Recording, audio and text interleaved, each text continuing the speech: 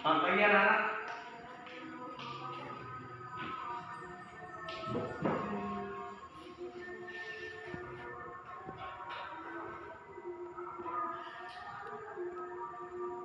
Assalamualaikum warahmatullahi wabarakatuh.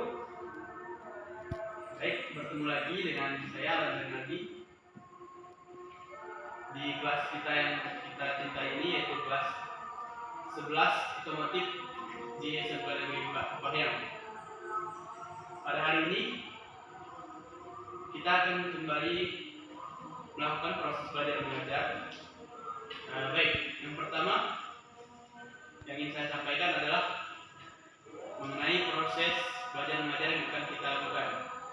Tapi sebelum itu, untuk anak-anak semua, jangan lupa untuk mengambil absensi di grup WhatsApp yang telah kita buat sebelumnya. Jadi, saya akan menjelaskan sedikit mengenai silabus ataupun RPP yang akan kita pelajari selama 1 semester ke depannya. Agar lebih bersemangat, sebelum kita mulai pelajaran ini, ada baiknya kita melakukan yel-yel yang biasa kita lakukan, atau sering kita lakukan. Mana semua anak-anak siap? Mulai ya, 1, 2, 3. SMK hebat, SMK mandiri, SMK jaya. Baik, langsung saja anak-anak, saya akan menjelaskan mengenai rencana belajar kita yang akan kita laksanakan di mata pelajaran sistem pemindah tenaga, di mana kita akan mempelajari sistem pemindah tenaga ini selama 4 minggu awal sekolah kita ini, di mana nantinya akan dibagi dalam berbagai materi. Untuk yang pertama, saya akan menjelaskan tentang standar kompetensi.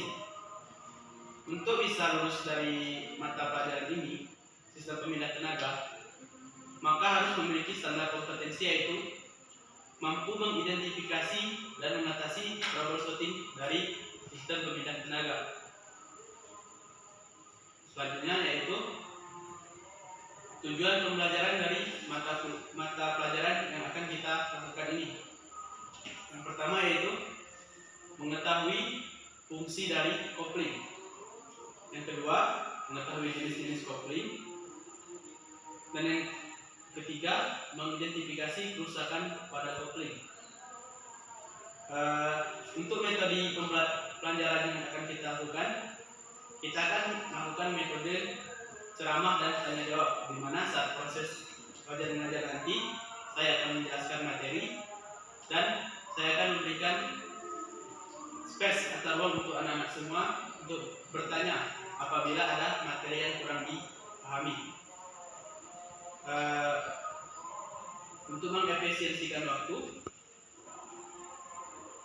kita akan mulai melakukan proses belajar mengajar di hari ini.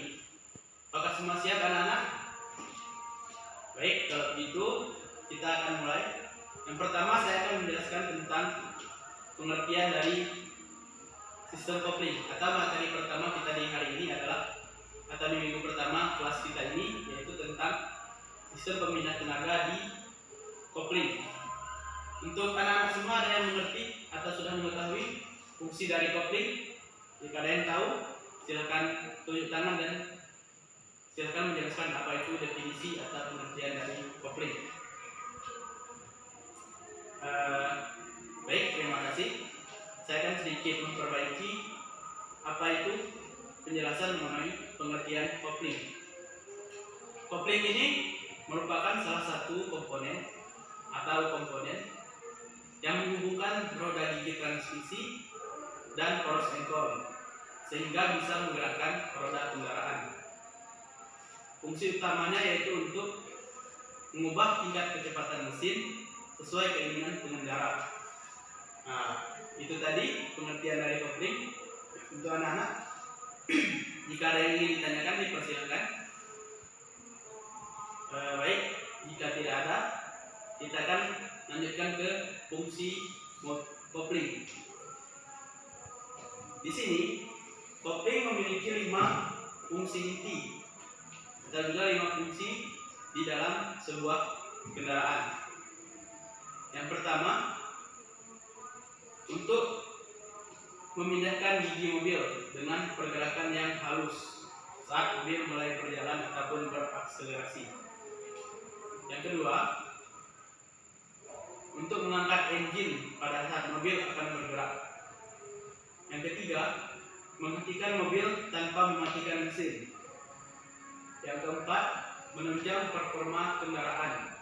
Dan yang kelima dan terakhir yaitu meningkatkan performa rem kendaraan, terutama saat terjadi pengereman dadakan. Nah, anak-anak, itu tadi 5 dari fungsi kopling.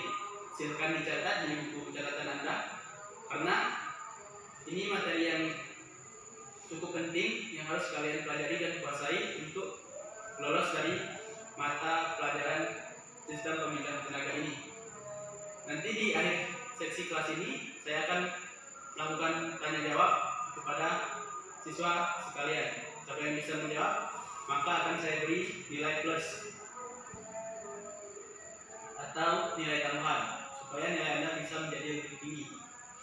Yang berikutnya, untuk materi berikutnya yaitu jenis-jenis dari kopling. Perlu diketahui, kopling sendiri memiliki 2 jenis, yaitu kopling manual dan kopling otomatis. Nah, di sini apa ada yang sudah mendengar apa itu kopling manual dan apa itu kopling otomatis?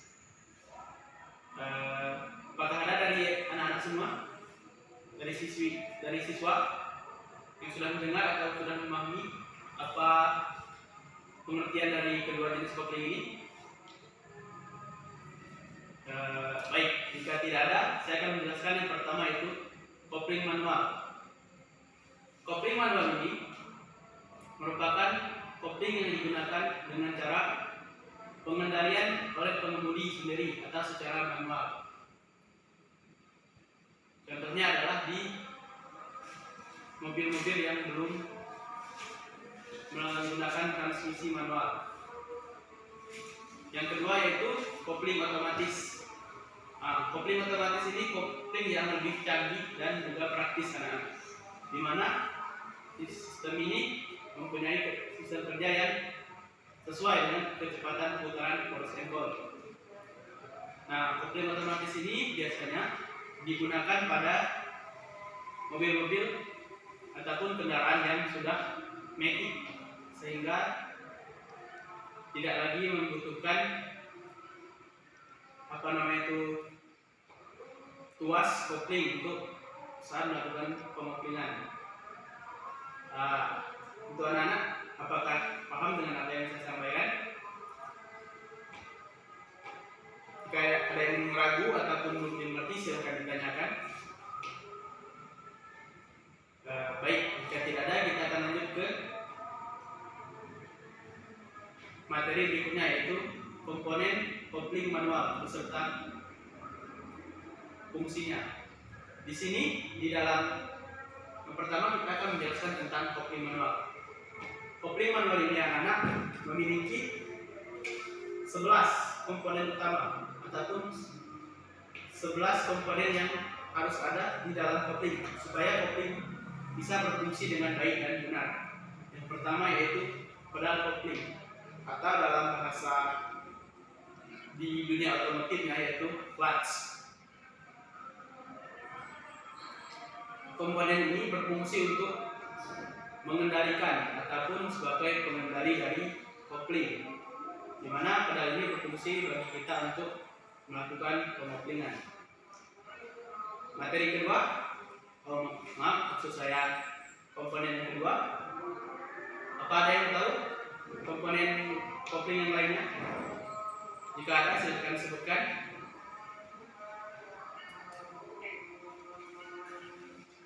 Baik, terima kasih Leo. Benar sekali. Komponen yang kedua yaitu master cylinder kopling. Master cylinder ini adalah komponen yang berfungsi untuk mengubah tenaga mekanis dari pedal menjadi tekanan hidrolik. materi ini akan saya share kepada anak-anak semua melalui grup WhatsApp. Jadi silahkan dipelajari lagi kembali di rumah nanti jika ada yang belum dipahami. Komponen kopling berikutnya yaitu master silinder kopling atas. Di dalam master silinder atau master silinder kopling dibagi menjadi dua, yaitu kopling silinder atas dan kopling silinder bawah, di mana hal ini berfungsi untuk sebagai penghubung push rod dan untuk menerima tekanan dari pedal kopling. Baik, kita lanjut ke materi selanjutnya yaitu aktuator silinder, di mana komponen ini berfungsi untuk mengubah tekanan hidrolik kembali menjadi tenaga mekanis. Selanjutnya yaitu komponen kopling release bearing. Release bearing memiliki tugas untuk menyalurkan tekanan yang berasal dari garpu pembebas atau aktuator silinder. Dengan begitu, tekanan dapat digunakan untuk menekan tugas diafragma. Silakan anak-anak semua mencatat apa yang saya sampaikan, dan jika ada yang ragu silakan ditanyakan. Nah, tadi kita sudah membahas apa itu pengertian kopling, fungsi kopling, dan juga komponen-komponen beserta fungsi dari sistem kopling itu sendiri. Untuk anak-anak semua, saya ingatkan lagi, jika ada yang ragu silakan ditanyakan agar kalian lebih memahami dan menguasai materi ini, supaya tujuan dari pembelajaran kita tercapai dan kalian bisa lulus dari mata pelajaran ini. Apakah sudah jelas anak-anak? Baik, terima kasih. Selanjutnya yaitu kita harus mampu mengidentifikasi masalah apa saja yang terjadi pada sistem kopling.